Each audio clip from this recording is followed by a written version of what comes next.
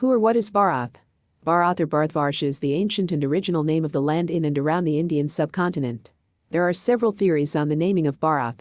The most accepted is that of the land, being named after the legendary king who was called Bharat. King Bharat is the ancestor of 2 billion plus people. He gave his name to a vast land, an ancient civilization which today encompasses several countries. The Constitution of the Republic of India reads that India, that is Bharat, shall be a union of states. The Republic of India, per its constitution, acknowledges and asserts that it is a successor state of Bharat or Bharat's kingdom. The word Bharat is typically written beside the more contemporary usage of the name of the country, which is called India by foreigners. The name Bharat features on stamps, names of organizations and logos of the Republic of India.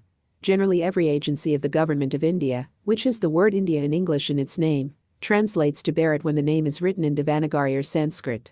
Bharat was the king of the Indian subcontinent. His capital was at Hastinapur in the present-day Indian state of Uttar Pradesh.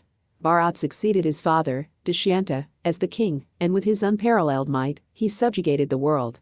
He proceeded to perform numerous Rahasya and Ashwamedha rituals on the banks of Ganga, donating vast amounts of wealth to the Brahmanas. He is said to have been the Chakravartin, the king of kings, since he subjugated all other kings of his time. Bharat's mother was Shakuntala.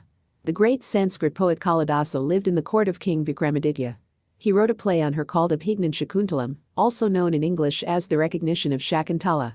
The famous painter Raja Ravi Verma produced many paintings depicting Shakuntala's life. She was the daughter of the sage Viswamitra and the Apsara Menaka. Abandoned at birth by her parents, Shakuntala was reared in the secluded hermitage of the sage Kagva and grew up to be a comely but innocent maiden. While Kagva and the other elders of the hermitage are away on a pilgrimage, Dushyanta, king of Hastinapura, came hunting in the forest. He entered the hermitage and met Shakuntala.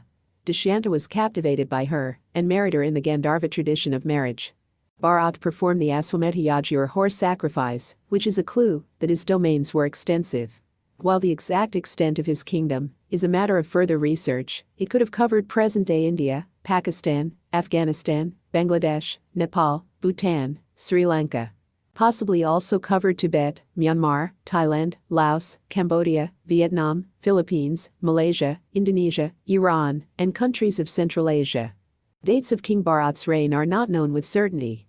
We can only make some guesstimates based upon current research. The Mahabharat War was fought between the descendants of King Bharat, the Kauravas and the Pandavas.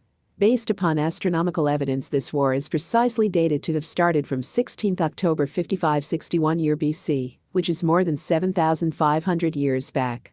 Bharat's reign would therefore have predated the Mahabharat War by centuries or maybe millennia. Bharat had a long line of successor kings.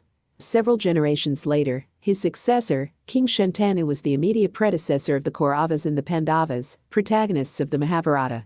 The Kauravas had their capital in Hastinapur in the present-day Indian state of Uttar Pradesh, while the Pandavas established their capital at Indraprastha, located at present-day New Delhi in India.